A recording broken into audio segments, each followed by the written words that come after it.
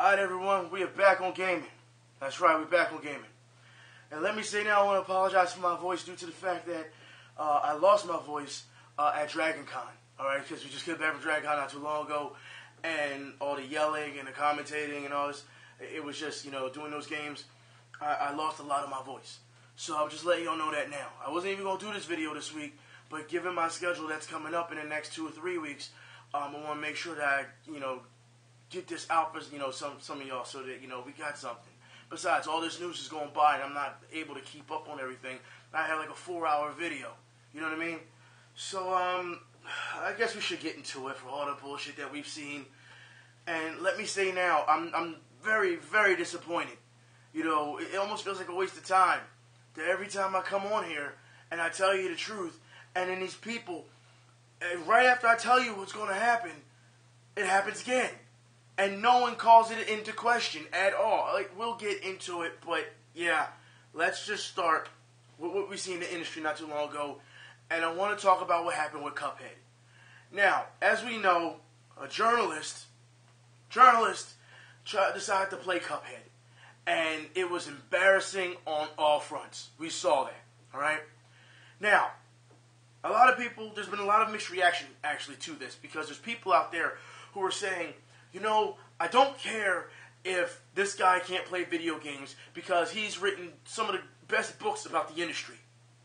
And then I see other people who say, I don't care about the industry anyway, I just want my games. And you know what? When you look at the majority of things that have happened, yeah, that's how it is. If you look at the majority of people who buy games, a lot of them don't care about the industry. They don't. Your average person that goes out and buys Madden or whatever, they're not sitting on the computer and constantly arguing about games. Nah, they just buy an annual game because that's what they like to play with their friends, and that's it. They don't have time for online. You have to understand, our community is a little bit different than what we see in reality. I think it's one of those things, perceived reality. It's one of those things. So for people to say they care about the industry, and I'm thinking to myself, games come first. They come first. Alright? Skills come first. It's always been about us as gamers. And this is even before video games. We're going back to pinball. You know what I mean? Before they were actually video games. So it's always been about the challenge that we can rise to. So as far as I'm concerned, when people say they don't care if a person has, you know, any gameplay skill, as long as they talk about the industry, I gotta look at you like, what the fuck is wrong with you? I mean, granted, it's your opinion, that's your perspective, I understand that. But this comes down to what it is in our culture. That's what it comes down to. Our hobby, our culture. Either way, you have to understand that at the end of the day, it begins with us and it ends with us as a community when it comes to playing games. That's what it is. Like I say, it doesn't matter if you started playing D&D, it doesn't matter if you're playing pinball, you started playing video games, whether it was in, the Intellivision or the Atari era, or Nintendo, Sega Genesis era, or the PlayStation era. Games came first. And granted, you want to talk about the industry that makes those games, but there's so many people in this world who do not care about the industry. How many times have you heard, I don't care about this type of news, I just want to play my games? How many times have you heard that? And I always say, well, you need to take care of business first before you can go and play. Business before play. Work hard, play hard. That's what you do. But you have to understand that that is something that, no, you have to, like I said, games are pivotal. That's why when we always talk, you know, what's better, graphics, story, or gameplay? Gameplay. Gameplay brought you to this forefront. There was no story in Pac-Man, or Joust, or Centipede, really. Galaga and all that stuff, you didn't really know story back then, but you still played those games. Then as it went on, it evolved. But with this being said, of course the media will come out and now try to blame you, the community, for having an elitist problem.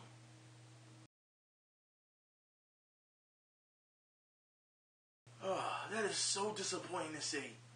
They just waited, they just pounced on it. But like this, it's defense. Let's be real here, alright? Is there an elitist problem in gaming? Yes, there's an elitist problem in gaming. We know this. And I say this due to the fact that we see it time and time again. If you are an elite player in said game, you can be a piece of shit human being. But as long as you keep playing that game to that high level, that God tier level, people will forgive you. They will defend you for anything. We know that. So yeah, at that type of aspect, there's an elitist problem in gaming. Telling people that they need to get good is not an elitist problem. Actually, it's just making fun of people, just saying get good because you're a scrub. There's nothing wrong with that. That's been just the beginning of video games, or like I said, or pinball, or whatever. It's always been that. You've always had to say, man, you're bad, pretty bad. You gotta get good. You gotta get good. And it's always been that. So that's not the problem. You know what I mean? We can see the absolute fandom when it comes from one person who's so good that, yeah, it becomes a problem. But just not too long ago, we saw people trying to kick out casuals out of the community. So yes, there is an elitist problem. Yes, in that aspect, in that case. However, in this case, to what this guy's trying to say, you don't care if there's an elitist problem in gaming. You're only doing it to back this guy. To take the heat off of him for not being able to play a simple game. That's all you're doing. It's the same thing when the journalist, when they play Doom. Should journalists be able to play video games if they're going to cover them? Yes. That's what they should be done. So as far as I'm concerned, you can't tell me that all of a sudden we have an elitist problem. We've had one, but where he's aiming, he's missing the mark on his so-called elitist problem.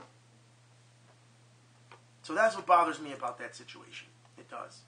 I feel as though that journalists should be able to play these games. I mean, you make a career in this. This is your career. This is your job now.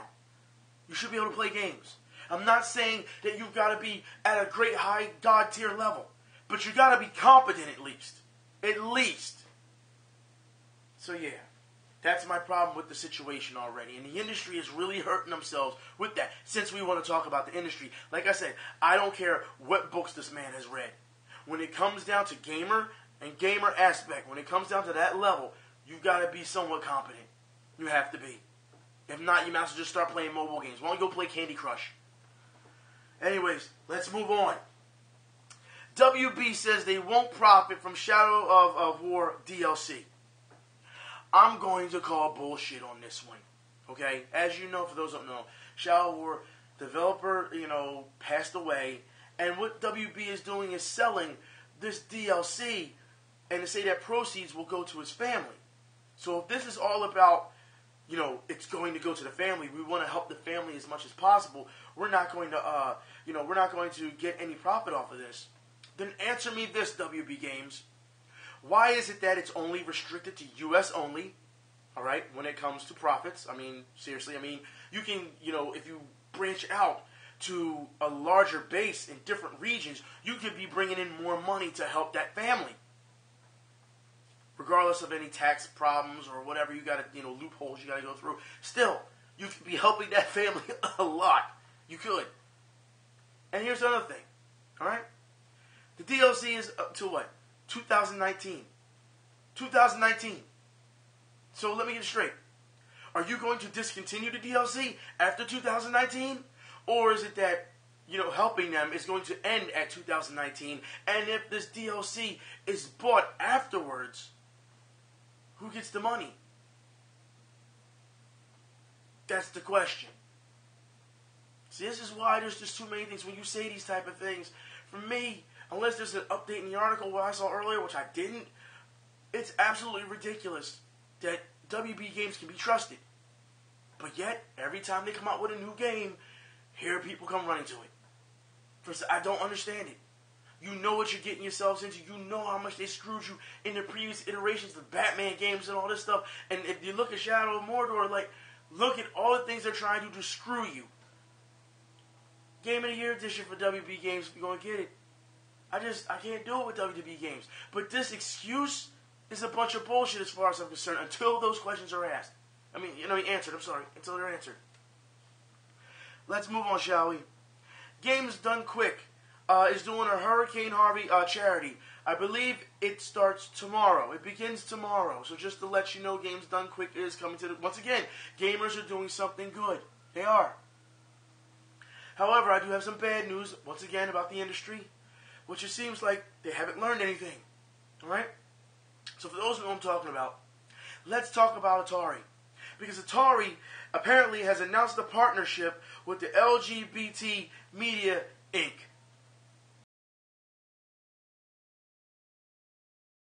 You know what? GG's. GG's, as far as we're concerned. Look, I put it like this. It's okay if you want to do a partnership deal with said company, but you got to keep that shit under control. We have seen every time these type of people have had any type of partnership, they go to the extreme. It's the extreme. They're taking over just about everything. And I tried to warn y'all years ago this shit would happen. And yet nobody wanted to listen. Well, here we are now. Here we are. And everyone's all of a sudden taking it back. I can't believe they did this. Oh, this is going to be horrible. Yeah, it's going to be bad, but the writing was on the wall. But Atari, they're going to have the writing on the wall too. Because if you think about it, Atari, first off, you're trying to gain as many people as possible to come back. As we know, they're getting ready to come up with their own, another console? They're trying to get as many numbers as possible. You're signing deals of this nature. Did it work for Ubisoft? No. Did it work for EA? No. If you haven't noticed by now, companies who buckle to these type of people, to these SJWs, it doesn't work. It doesn't.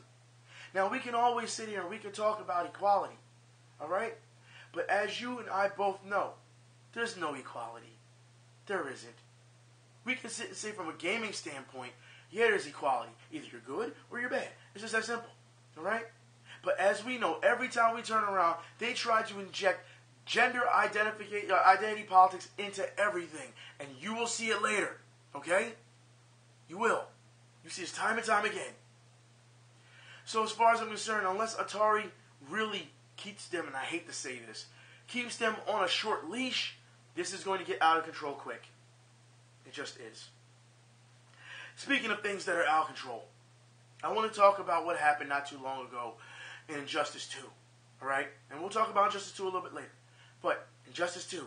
For those who did not see the video, I will put the video in the description field for you due to the fact that for those who did not see the racist dark side spammer who could not win a match against the Red Hood and then afterwards left all types of racist hate mail. Yeah. Nigger this, nigger that, nigger that. Yeah. Same old. Run of the mill. Think you're going to trigger somebody with the same old bullshit words that a billion people have used beforehand. And now you're thinking that, well, wait a minute. If I say it, it's going to matter. It just goes to show you the lack of creativity these days. But when you see something like this, you can yell, yeah, it's salty. Yeah, it's salty as fuck. Alright? But let's get something real here. Alright? Though this is an isolated issue, and it is, alright? You can't tell me that this person shouldn't be dealt with. Alright? Seriously. It was a good thing that the person who experienced this put the video out and, showed their name and everything. So they're exposed. Period. They're exposed. It got out there. But we've talked about this before for a number of years now, how these networks still aren't doing enough. And before anyone say space, no, that is not what needs to be done. You don't need a private safe space in order for people to have fun. We already know that people technically kind of only have their safe spaces already. Because when you talk to gamers, they'll say, well, I just don't play with randoms. I play with a dedicated, static group of people that I can trust and that I know I can go but so far verbally and they won't take it take it so seriously. Technically, that's kind of a safe space. Technically, it is. Anyone who's played Call of Duty or any type of shooters, and I'm going to bring it up later, actually very soon, you know that people run rampant acting like this. And it hasn't been controlled. I put it like this. Though it always says in the ESRB that online play can never be rated. It can't be rated for your child or whoever. You know what I mean? But I feel as though that since you're paying for online, you're paying, you have to be able to somewhat control this. And yes, you can use the mute button. Yes, you can use the report button. Yes, you can block a motherfucker. But here's the thing. How much does that really help? I'm going to report this person. Is that person done? No. They're going to get 5, 6, 7, 10 chances after that, aren't they? They have to do something so destructive to the point where everyone, they start voting them down en masse. So it doesn't matter, as far as I'm concerned. Kudos to the person who did not take this so seriously.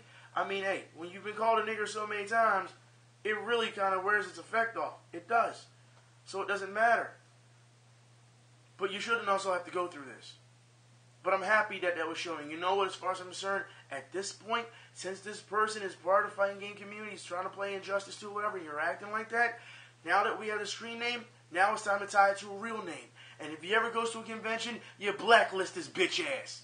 Because there's no room for that whatsoever. At all. We'll talk about more behavior. Alright? We'll talk about that because I have to talk about Dragon Con. About more behavior. But I want to move on again to the FGC. Now, the last video I talked about Max. Did I not? Not too long ago. And I said, that we're seeing, these guys are writing articles about Max. And I was like, it's not Max's fault that people are writing articles about him. It's kind of like a journalist kind of cherry picking, right? Because they don't have anything else to write about.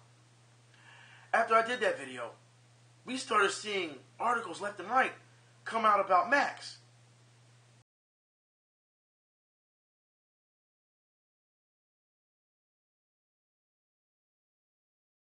So in the Discord, we're like, wait a minute, something's not right. Because the first thing I said was, I told y'all so. I told y'all something's up. But I don't want to blame Max because Max is just making his opinions known on YouTube, which he has every right to do. So that's not the point. But the fact that there's someone in the media who's pretty much jumping, cherry picking off of him. At least that was my original theory. I said, either he's got some type of deal going on or this guy's maybe a fanboy or whatever. And we deliberated about this on Discord.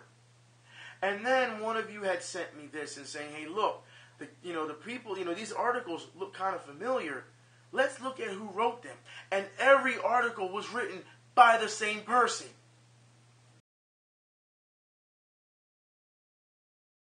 And again, I'm still reserving my judgment on this because I'm saying, look, this is still not Max's fault. Unless there's a deal put in place that we don't know about, I'm not going to blame Max. Maybe this guy, like I said, maybe he's just a fan. And maybe he watches his videos and he say, okay, this is what I'm going to write about. And he doesn't have any journalistic credibility yet, so he wants to try and get something out there that says, hey, I done did good. You know what I mean? That's what he wants to do. But here's the thing. Afterwards, we saw Bandai Namco drop a bomb and announce that Max was working with them. You know how long it takes to get that done? Definitely there was a deal in place. No ifs, ands, or buts about it. And of course that's why the media has been pushing Max so damn hard. So, there's a deal in place. Didn't disclose anything. And that's what I want to talk about. Disclosure. Now before I say this is just all on Max and he should be ashamed of himself, no, it takes two to tango. So I get on Bandai Namco for that. Actually, I would say even a three-way at this point due to the fact that the media knew about this and was slowly feeding it to you and didn't say anything. That's what it was. But there's more. Then Bandai Namco comes out and drops an announcement that Woolie's helping them as well. Now, before anybody has their fanatic hats on and says, hey, you're just mad at Max for making a deal. You're just mad at Woolie for making a deal. No. For those who do not remember the history here in YouTube, I'm going to say about 2010, 2012, 2014, actually.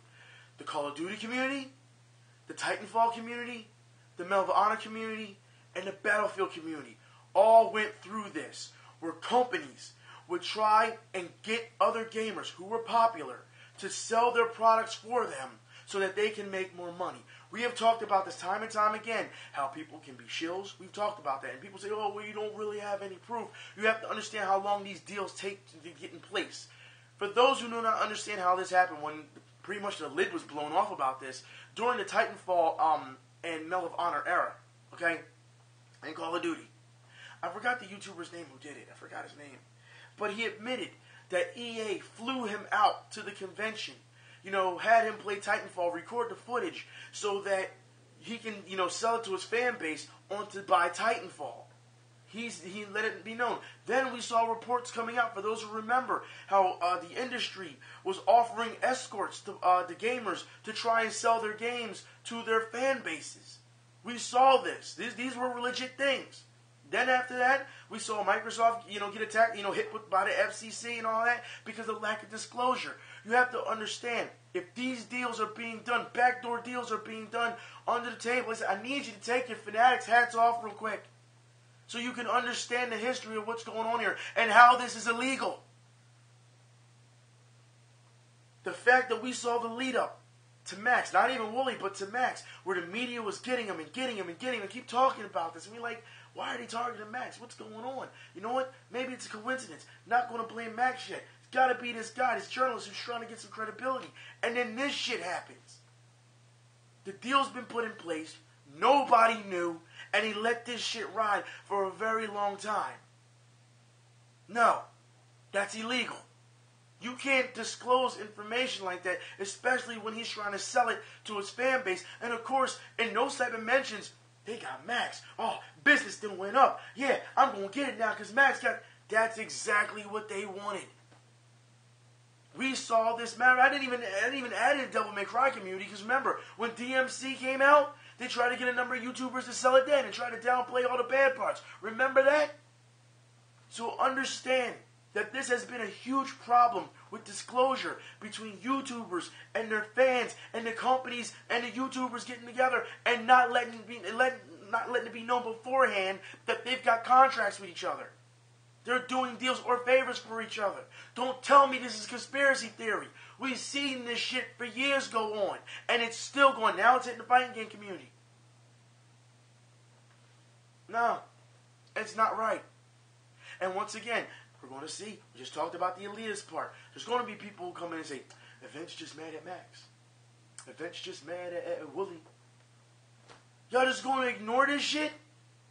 Seriously. You're being fucking played. It doesn't matter if you were already planning on buying the game or not. It doesn't matter if you don't listen to Max or not. The fact is, this deal happened without disclosure. Without disclosure. Until they announced this shit. Mind you, Max was talking about this shit for a long time before that. The media had made these articles way before that. It was set up from jump. They were warming you up. And you gonna sit here and tell me I'm wrong? I can't. These are the people you praise, though. These are the people you praise. It's pretty much bag over the face, bag over the face, punch in the face, bag over the head, I should say, punch in the face, and you're still going to accept the shit. Not the fact that this deal was done and don't nobody want to talk about it. It's just a surprise. Oh, he made a deal. Oh, congratulations. No. No. Look at it for what it is. As soon as it happened, it should have been announced. Now, if it was announced and I don't know about it because I asked people around, I'm like, oh, I don't see any announcements of this before I thought, this is, no lack of disclosure. Did anyone say anything? No. We saw nothing of the sort. They purposely hid it. I don't understand why all of a sudden we are... How can I put this? We thought we killed this shit a couple years ago, but apparently we didn't. Why we are accepting to this. Why we kneel to this. Why we acknowledge that this is okay when you know it's fucking illegal. Like I said, between Max, between Wooly, between Bandai Namco, and the media. It's not a conspiracy theory. It's not. If you look at the track record, it's not. It all leads up. The paper trail adds up. And then you're going to say, well, you just mad at Max again. I'm so tired of fucking fandom bullshit, man. This is why the truth can never, you know what I mean? This is why I don't understand why people get mad at me anyway for showing you the shit for what it is. I don't understand that anyway, but it's just, it's so tiring to get this shit and show you this shit. And I'm showing you the fucking screenshots. I'm showing you the shit. And you still like, nah, bro. Nah. I don't believe it. You just mad. You just hate it. Like, the fuck, man? Like, but there's more. I said I'd go back to about these SJWs and how they play the identity politics and all that. Well, apparently, with Marvel vs. Capcom 3, that's right, Infinite, they're starting it already. They want to know why there's not enough gender selection in Marvel vs. Capcom 3 Infinite. Lack of gender and race diversity. Just fucking shoot me. Just shoot me. You know what? No. You know what better yet? Just stick a knife right here in my chest. And just let me die slow. Just let me feel that pain before I just go. Because I don't feel nothing right now as far as I'm concerned. You've got to be kidding me. That this is the route we're going to go. This is the route. Out of all places, this is the route. Knowing that Capcom has already said, we are going to DLC the fuck out of you for years and years to come. You're going to tell me that they're not going to bring more diverse race and gender in the game? Is that what you want to tell me now? This is your complaint, NeoGaf. This is your complaint. Are you fucking serious? Like, come on, man. Y'all always try to play this card. Always. If it's not race, it's gender. And the reason why people don't take any of this shit seriously is because you always play this fucking card. So when some serious shit really does happen, when it comes to race or it comes to gender, everyone's like, we don't want to hear it any fucking more. Because you didn't beat the dead horse. You didn't cry wolf for so fucking long. Oh my God. Like, again, disappointing. Very disappointing. I don't understand how anyone's okay with that. Literally, when you see this shit, every time I see this shit now, I just would like, my initial reaction is shut the fuck up. Shut the fuck up, play the game. You know what I mean? Like, it's always something. It's just, I don't know, man. But speaking of more Capcom news, and that's unfair to Capcom to be real. It's unfair. Look, it was unfair to us fans when they tried to insult our intelligence and say, hey, you know, they're just functions. You're not getting the X-Men, it doesn't matter, blah, blah, blah, blah, blah, blah. Which was an insult in our intelligence because we know these versus games, without popular characters, people wouldn't buy the shit. You tried to insult our intelligence, so fuck you. But what they're doing to Capcom is saying, there's not enough diversity and blah, blah, blah, blah, blah, blah. You got a green fucking monster and a hawk walking around. Not enough diversity, though. Okay, look, alright, whatever. I don't want to hear it. It's not fair to Capcom. It's not. But then again, what goes around, comes around. But like I said, we'll talk more about Capcom. Because Capcom re-released the $100 SNES Street Fighter 2 cartridge, but it could catch fire. Are you fucking serious? Now I've shown on camera before that I have the original SNES cartridge, alright? Never had a problem with this. This re-release was going for $100. I told you before, the original cartridge, when I bought it, when it first came out for the Super Nintendo, was $80. So, for all this time to go by, and to get us a limited edition, special edition cartridge for $100, if you're really going to plan on playing it, that's not bad. A $20 markup is not bad. It's really not. It's not. But you gotta be kidding me that this is catching fire. Are you fucking sis Capcom? What are you doing? Was it that hard to recreate what was going on? It's starting to catch fire in units. Just stop. Just another Capcom fuck up. Another one. But there's more. I think we need to talk about this. Street Fighter V. That's right. Street Fighter V. Because, as we know, a new character has been introduced. Minot. And I wouldn't be wrong to say, because I believe other people said already, that she's a thought. And she is. She's a damn thought. And the people have already said, don't let this thought sell you on Street Fighter V. But damn, she looked good. That's what people are saying. And it's interesting because we have seen people voice their opinions online, especially Twitter, YouTube. I mean, hell, people are already doing videos, you know, parody videos of just making fun of the character in general. Y'all, we really need to talk about Manhat because oh, Jesus. Oh, jeez. I nutted. I nutted. Look at my girl. Oh, yes, Queen. Sit. Take a sit. Take a load off. Look at how she's walking. Look at. Yes, I have a man. Thank you.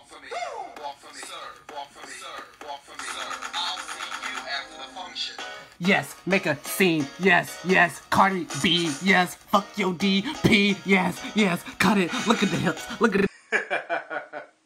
I'm not even mad at that. I'm not. I can't be mad. Look, I'll put it like this. All right.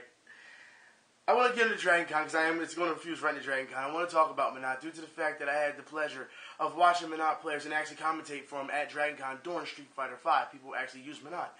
And to see the way she plays and her way she can do a lot of mix-ups, it reminds me of Miss Fortune when it comes to Skullgirls, where Miss Fortune can take her head off and bowl it down, bowl to one side, and as she's attacking you, directly up front, she can attack you from the back as well, because it comes back. It's the same thing with Minot. She can throw these balls out there, and while she's attacking you one way, she can call those balls back to hit you from behind, so you're constantly on defense. We saw that there was a lot of players during the Dragon Con didn't know how to take on the matchup with her. Maybe because she's so new, and they haven't had enough experience yet. So we saw people trying to use Guile. We saw people just using, all types of different characters to combat Minot. You know what I mean? It was really interesting to watch. But apparently you're going to get to that. Of course, it's still early in her rendition with Minot. You have to, I would say, wait a little bit until you see players really, really, get to use her meta, and just see all these type of tricks with her. So I feel as though, as far as I'm concerned, it's a good character.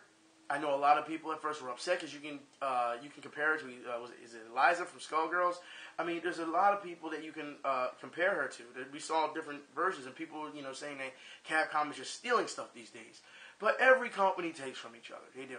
I feel as though this is at least a better character reveal than Abigail. But Capcom, I understand trying to keep Street Fighter V alive, but it's just not working, dude. It's not. And the sex appeal, look, we just saw, I don't know if it was a Photoshop or not, but we just saw Chun-Li with pretty much nothing on. So much for family friendly. But, I don't know. I don't know what Capcom is doing at this point. And it seems like they're just doing whatever they can to keep the base playing. If it means pretty much going the Dead or Alive route, then I guess. I don't know. But Capcom, there's so much that needs to be fixed, and all you keep doing is releasing characters, and I still cannot respect that. I can't. If you haven't realized by now, Capcom's business, their business tactics kill everything. Everything. And if they've been doing it, it's almost like the industry kind of got hurt once 2009 came along. EA came along and started, as we know, the online pass and all that type of stuff. And then everything just went downhill from there. If people haven't realized this. So, yeah. It's kind of sad to see it. But I do want to talk about Dragon Con. And I want to congratulate all the players for coming and showing up and winning. We saw stuff with Skullgirls. Not many people showed up for Skullgirls. I didn't actually end up doing an interview with Skullgirls. I still haven't seen, the interview yet. So I'll be interested to see what it looks like once I see the full product. Because they actually pulled me to the side, they're on stage, and they actually wanted to talk, microphone, camera, and all that type of stuff. It was really interesting. Guilty Gear was hype. Was very hype. Tekken I felt was great too. I felt Tekken 7 was great. It was just there were a lot of technical difficulties with Tekken 7, but the players came to play. Guilty Gear was hype. There was some technical difficulties with that. It was really hype. And I felt as though Guilty Gear players really came out to represent. And then, like I said, I don't want to keep Street Fighter V out in the dark, because Street Fighter V was still good. I felt that was really well done. Those players came to play, but I have to give it up for the NRS community. I have to. When we talked, and y'all have to understand, with the NRS community, everyone showed up. There's more people showed up than we thought was going to show up. A lot of people showed up.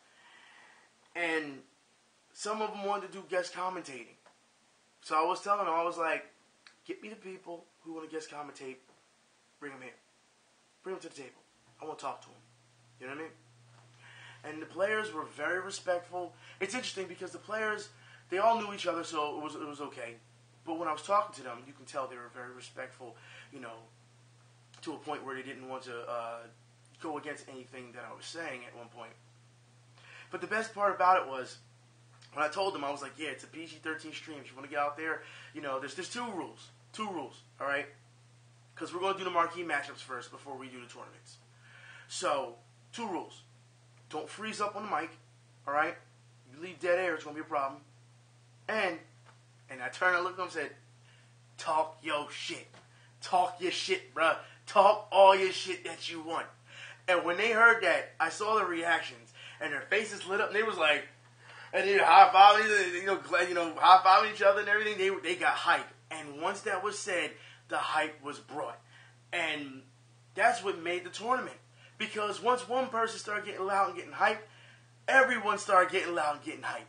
And even the players that were matching up against randoms, because you don't want to go too far with randoms. You don't know how they're going to react to something like that. You say something and they may take the wrong way and really get upset. But it goes to show you that even the randoms, they were smiling, they were laughing, and they were shaking hands and hugging each other, after the matches. So it goes to show you even though it was a community within an artist community, they all knew each other, so they knew what they could get away with when they talked. It was almost like a bunch of friends sitting in the living room talking shit while playing. You know not to take it too seriously, you know what I mean? If they say something, but no one's going out of bounds. That has always been okay with me. My problem is when it comes to people getting up and getting in people's faces and pushing each other and shit and carrying on. That's fucked up, especially if they don't already like each other. Nah, that's fanning, that's putting more fuel to the fire. You don't want to do that. That's what I have a problem with. But when you have guys who know each other and they're talking, where's such and such? I can't wait to play this, like just yelling. Like, yes, because they're talking that talk and everyone's laughing. It's a joke. Because we know they're not taking it too far and nobody is getting upset. You know what I mean? Because they know each other so well. As opposed to what we've seen as of late, where people don't know each other and they're pushing each other, chest bumping each other, doing all this other bullshit that you don't have even giving them the middle finger in their face. You don't know these people. The fuck wrong with you? That's the difference. It's okay within the confines as long as everybody is comfortable with it and everyone's okay. But to simply say, but this is the FGC. No, the fuck it's not. Anyone who thinks that shit needs to have their brain examined. However, Dragon Con, when it came to the player turnouts and everything, especially Injustice, it came to play, and it was a great experience. And you know what? I'm proud to say that I was there and helped set that up and helped talk to people and see how the players are. And there were a number of people, the gamers, that came to me and wanted to talk to me, shook my hand, knew who I was. And you know what? They didn't even ask me about games. Nope. They asked me about sports. That's right. They asked me about sports. How do you feel about such and such? How do you feel about... And then all of a sudden the fan joint came back. You're a Mets fan, I'm a Phillies fan. Oh, we just going to draw. We're loud in front of the entire crowd talking. You know what I mean? So it was fun. Because that's what it's about. No one's taking it, too seriously. People offer each other drinks, wanting to know, hey, after this, do you want to go to a party with us and all this? That's how a community is. Because even though we all have, and I've said this before, we all have one thing in common when it comes to playing a specific hobby. Now it branches out from that and you start learning, other stuff about them. Because you're hanging out now with them and stuff like that.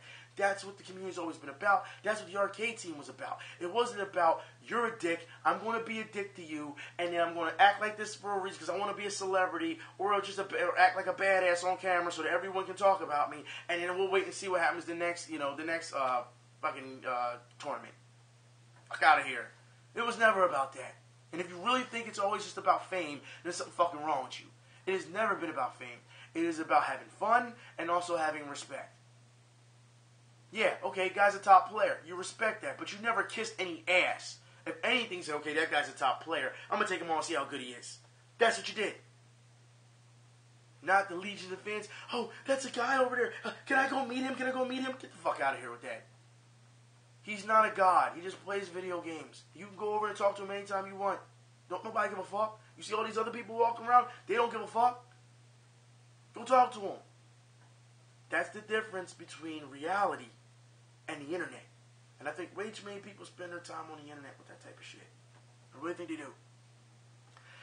So let's move on, shall we? Let's talk about the indie scene. Got a lot of Sega news and a lot of, how can I put this? A lot of, Capcom, I won't say a lot of Capcom news, but some notable Capcom news. Like I said, I want to move on to it. But the indie scene. Indie, Sega Genesis, Mega Drive, Beat 'em Up, Paprium has been delayed. It will come in early 2018. What I'll do is I'll put the link in the description field so you can see actually what the game looks like, okay? Also, Sega silently puts Mickey Mouse Castle of Illusion Remake back on Steam, PSN, and Xbox Live. Now, the reason I want to talk about this remake is for one reason. It's going to lead up to the next bit of news, okay? Because they silently put it, they took it down and they silently put it back up. The developers who made Mickey Mouse Castle of Illusion, the remake, is now trying to make a Golden Axe remake. However, the Golden Axe one so far we've seen has been scrapped. The reason that the same developers did, Castle of Illusion, have done Golden Axe, their plan was to do this with all Sega classic games and remake them. That's right. They wanted to do it, though, in a Marvel-type universe setting, so that everything connects. Which, you probably say, how the hell would that happen? Yeah, so for example, Outrun would be years later in the future as opposed to Golden Axe. But they want it all to connect. I don't know about that. To be honest, I don't like that idea. But I don't have a problem with all the remakes because that's what people, that's what they want. These are the Golden Age games. If you're not, look, the way these games are, bring them back out, HD them up if you want to. You know what I mean? If not, hell, just re-release them and put some online play with them. Everyone will play this shit. You know what I mean? But there's more. And I want to talk about Sega some more. For those who don't know, we need to have this talk. Sonic Forces. That's right. Sonic Forces. For those who have not seen the pre-order bonuses, I mean, it has pretty much lit the internet up.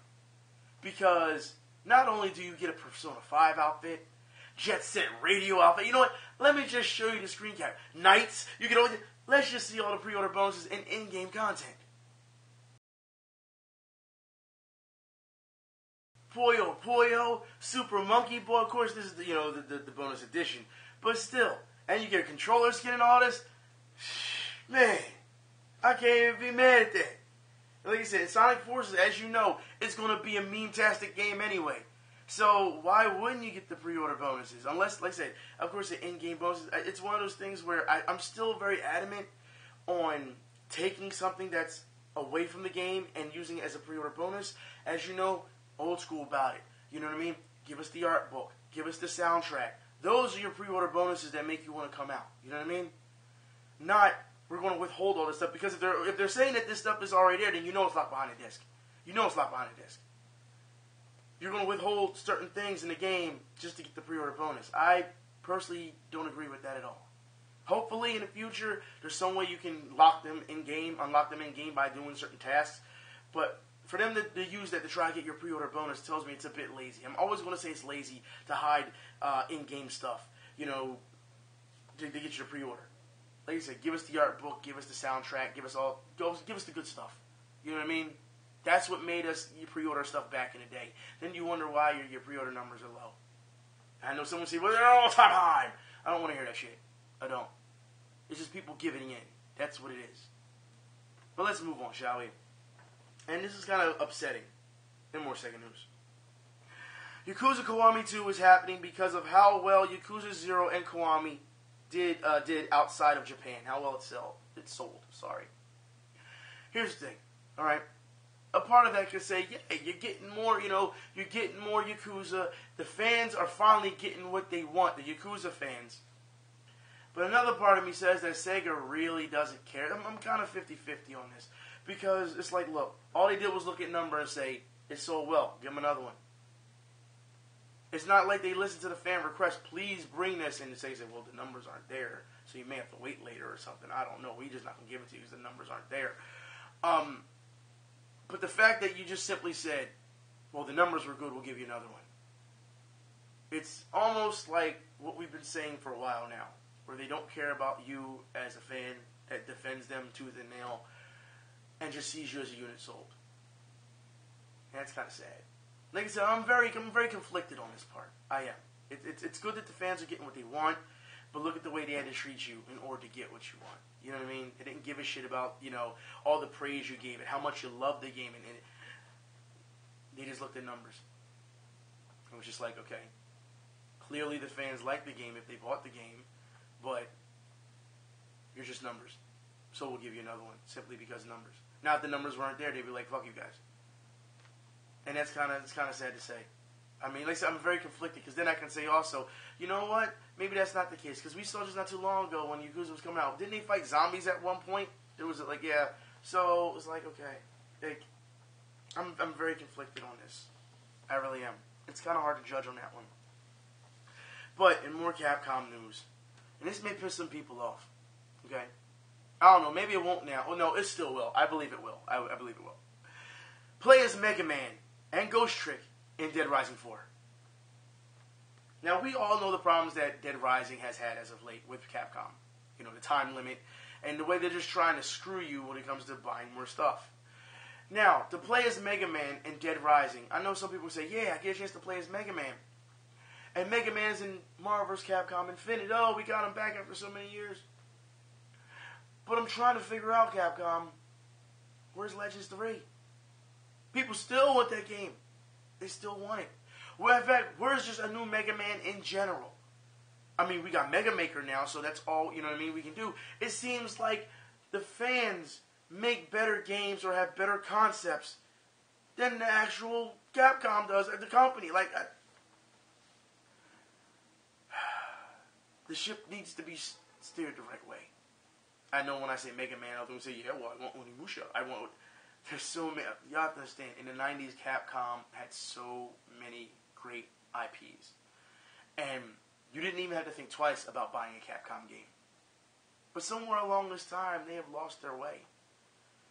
And like I said, people keep thinking, okay, maybe it'll get better, maybe it'll get better. Like I said, they've been gone since, I think Capcom has been gone since Street Fighter 4. That's a long time. That's a number of years. And they have not proven that they can do any better. And you're going to get more news on that. I'll get you some more. Just give me a minute, okay?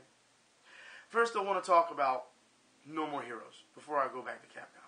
All right? As you know, some quick news. Suda51 has announced No More Heroes, Travis Strikes Again. All right? And it's for the Switch. Now, here's the thing. Even though people already know that, the link that's going to be in the description field will be for, they're teasing multiplayer for No More Heroes. That's right. They're teasing multiplayer. So we'll see what comes with that. All right? But it's good to have Travis back. Back to Capcom. Capcom. Yeah. The reason I had to skip that is because I have a complete different horror section I want to talk about. So let's talk about Resident Evil 7. As you know, DLC is coming. That's right. You know that Not a Hero DLC is coming, and the end of Zoe is coming. That's right.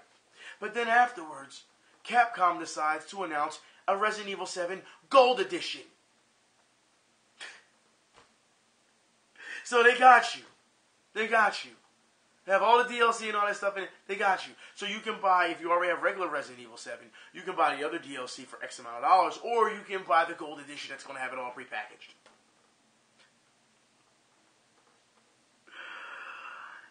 Capcom. I really want to yell Capcom. I can't right now. But I want to. In more horror news, American Magee has said that he wants to make an Alice 3. Give the man his money to do it. Give his man the money to do it. Alice is such a great series. It is. And I know some people were very wonky about Alice 2, when EA helped, produce that, or publish it, I should say. But Alice, for those who don't remember the original Alice on the PC, it was great. It was amazing. And I feel as though even Alice 2, which I do have, maybe I should play it for Gaming Fear Month in October. Maybe I should. It still had that feel for it. I mean, it's still dark, it's still twisted, but I think maybe it's just kind of worn off a bit due to the fact that you've played Alice 1, and it's like, okay, you know what I mean? I don't know. We'll see what happens. Also, in more news, Nightmare Creatures is getting a reboot, and it's announced for the PC and consoles. That's right, Nightmare Creatures, for those who remember that. Now, here's the biggest remake that everything I've told you remake-wise, I've said, oh, it sounds good, it sounds great, it should be done. This one I'm going to say shouldn't be done. And I'm very upset about this, because I'm a huge fan of this. I've talked about it before. I've talked about the years that I played on the multi-tap with friends locally. This game was huge. It was pivotal for me on the Super Nintendo. And I want to talk about Secret of Mana. So yeah, as you can see, that's the screenshot that Square sent me via email. And I find it funny, Square, that you can send me almost every day emails for all these other products, but you won't send me my fucking code for Dissidia. I had my code since the end of Evo. And yet I'm watching all these people play Dissidia not this weekend, last weekend, play Dissidia who just got their codes. And yet I had my code that was, it was vouched, it was complete and everything, and said, yeah, when the time comes, we'll let you know. And you don't send me my shit. Don't send me a damn thing. So I gotta watch all these people play Dissidia that really didn't give a shit about Dissidia. And I had said, you know what? I want to play Dissidia because I was thinking about going competitive with it. So I wanted to get my hands on Dissidia. So I gotta sit back and watch everyone the fuck else do it. But Square can send me all these other emails of this. So let's talk about Secret of Mana, shall we?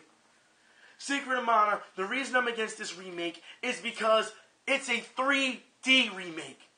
Why? All you had to do is HD it up. That's all you had to do. HD. You don't need it in 3D. What were you thinking, Square? You're putting way too much time and effort into making it something that it's not. The reason everyone loves Secret of Mana, multiplayer, and the fact that you had these 2D sprites. All you gotta do is HD it the fuck up, and you have yourself a winner. You know what? I'm gonna play Secret of Mana, on a stream. Just to show you just how much I love this damn game. I'm gonna do that, because I do have it, to set up for stream. Unreal. It bothers me. It absolutely bothers me that Square decided to do this. It's like, okay, you're hot and you're cold. Every time. It's almost a corruptor wish. We'll give you Secret of Mana, but we'll make it 3D. Who the fuck asked for 3D? Just HD it up. Hell, you could have just released it the way it was and people still would have played the shit. 3D. I have no interest in 3D at all. These games are classics for a reason. And the way they're set up for a reason. Whatever. You don't have to do much. You really don't. I think you're taking the wrong way about this. So, for me, when I was playing this as a kid, yeah, this kind of hurt me, man. I was like, what the hell is this? Maybe I'm just getting too old for this shit. That sounds like one of those action movies, don't I? I don't know. But in more Square news. And here we have a problem. Alright? Final Fantasy Nude mods could affect the future for mods and Square. Now, I don't know who thought that was going to be okay, who modded that bullshit. But you should know that the PC community and Square are not on the greatest of terms. We know that mods had to come to the rescue with certain Square games and fix the games because the company themselves didn't fix the damn games. So it took mods to fix the games. We know that right now, Square is on very much eggshells with the mod community and the PC community in general. And now that you've gone and done this, and I have to say, because even in the article it says, okay, it does go a bit overboard. Yeah, you really don't need new mods. You don't. You went overboard. But now because of that, Square is now hesitant on doing this in the future. On letting this happen in the workshop and having more mods. Now, I'm sure some of you are going to say, you can't stop mods. You can't stop them. They're going to do it regardless. It doesn't matter.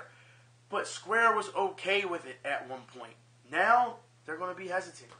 Why would you poke the bear on that? Because my virtual titties. My virtual junk. Seriously? Come on, man. Like, try to play ball within the confines of the company. You already know that they're on that, they're not really feeling PC that much, and then you go do that. That's going to hurt relations. I mean, Square, and that's the thing. The modders and everyone, they had the upper hand when Square didn't fix those games, and they had to come along and fix it for them. You know what I mean? They had the upper hand.